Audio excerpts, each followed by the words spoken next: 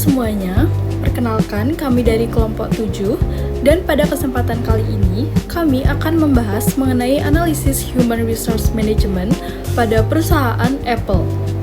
Perkenalkan, nama saya Bunga Saraswati dengan NIM 1251003. Perkenalkan, nama saya Komang Erika Belinda dengan NIM 125100015. Perkenalkan, nama saya Nikadek Dinar Bawani dengan NIM 125100011. Perkenalkan, nama saya Nadara Sablesti dengan nomor NIM 125100058. Perkenalkan, nama saya Melisa dengan NIM 125100023. Perkenalkan, nama saya Dimadi Marcella dengan NIM 125100022. Di sini saya akan menjelaskan tentang struktur organisasi. Jadi, Apple menggunakan struktur organisasi fungsional, yang dimana setiap divisi dipimpin oleh eksekutif yang bertanggung jawab atas bidang tertentu.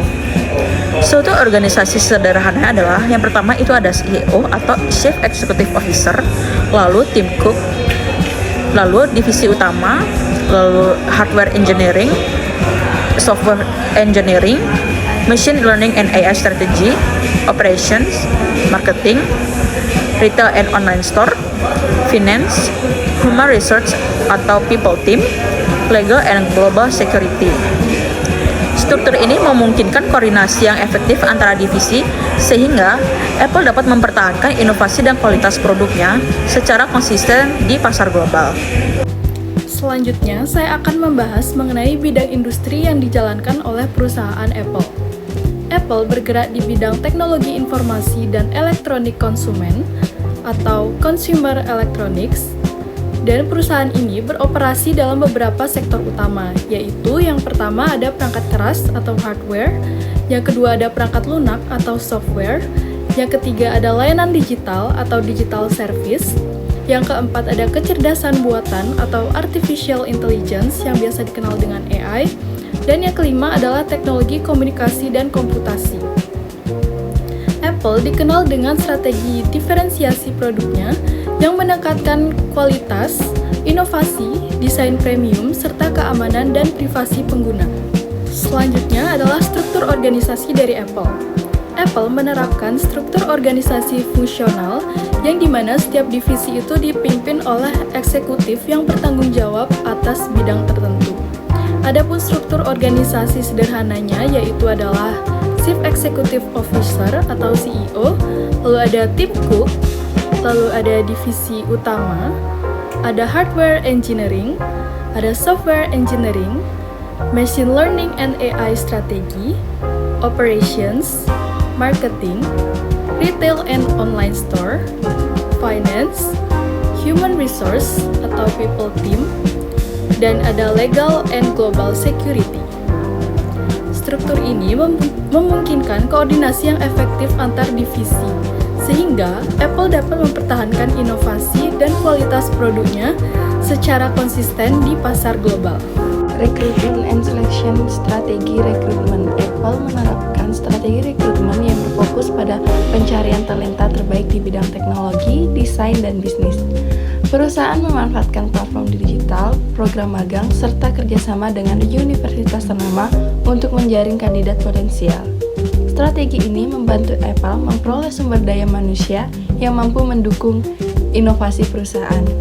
Ada dua metode, yaitu metode seleksi. Proses seleksi di Apple dilakukan secara ketat melalui penyaringan CV, tes kemampuan teknis, dan beberapa tahap wawancara. Selain kemampuan teknis, Apple juga menilai kemampuan komunikasi, kreativitas, dan kesesuaian kandidat dengan budaya kerja perusahaan.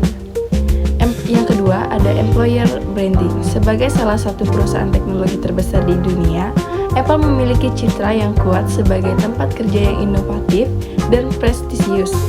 Employer branding yang positif membuat banyak profesional berbakat tertarik untuk bergabung dengan perusahaan. Training and development program pelatihan. Apple menyediakan berbagai program pelatihan untuk membantu karyawan meningkatkan keterampilan teknis kepemimpinan. Pelatihan ini dirancang maupun agar karyawan dapat mengikuti perkembangan teknologi yang sangat cepat.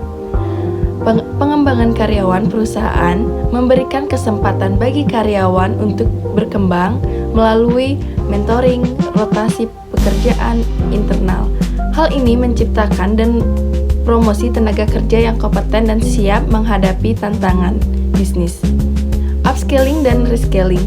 Apple secara aktif mendorong karyawan untuk mempelajari teknologi baru seperti artificial intelligence atau AI, machine learning, dan data analytic. Program ini penting untuk memastikan kompetensi karyawan tetap relevan di era digital. Performance Management Sistem Penilaian Kerja.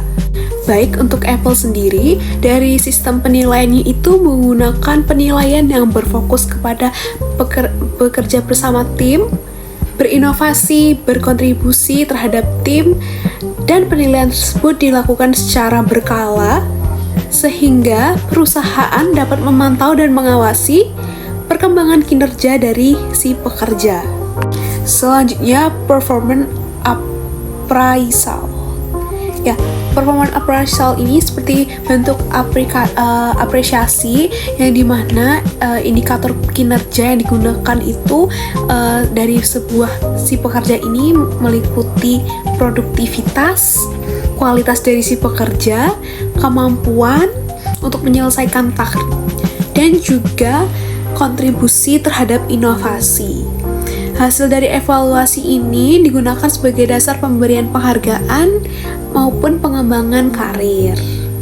Selanjutnya juga ada dari Apple Compensation and Benefit System kompensasi. Jadi, di sini Apple menawarkan gaji dan insentif yang kompetitif untuk menarik serta mempertahankan talenta terbaik.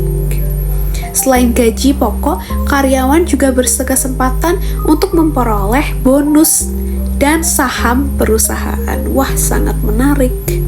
Lalu juga ada benefit dan kesejahteraan dari karyawan.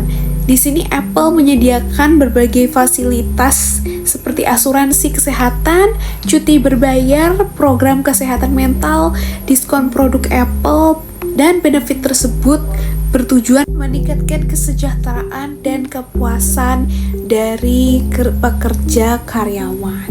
Selanjutnya, employee relation dan engagement hubungan kerja. Apple membangun hubungan kerja yang profesional dan kolaboratif. Komunikasi yang baik antara manajemen dan karyawan menjadi salah satu faktor penting dalam menjaga produktivitas organisasi. Employee engagement. Perusahaan melibatkan karyawan melalui berbagai program umpan balik, penghargaan, dan kegiatan internal.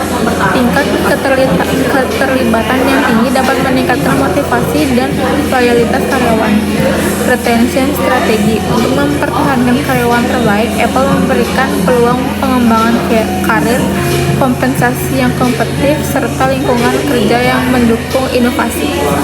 Selanjutnya, Apple menerapkan standar keselamatan kerja yang tinggi untuk melindungi kesehatan dan keamanan karyawan, baik di kantor maupun fasilitas produksi. Work-life balance.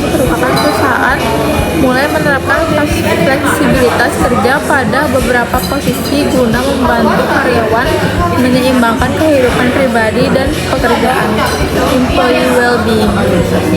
Apple menyediakan program kesehatan fisik dan mental untuk mendukung kesejahteraan karyawan secara menyeluruh sehingga mereka dapat bekerja secara optimal.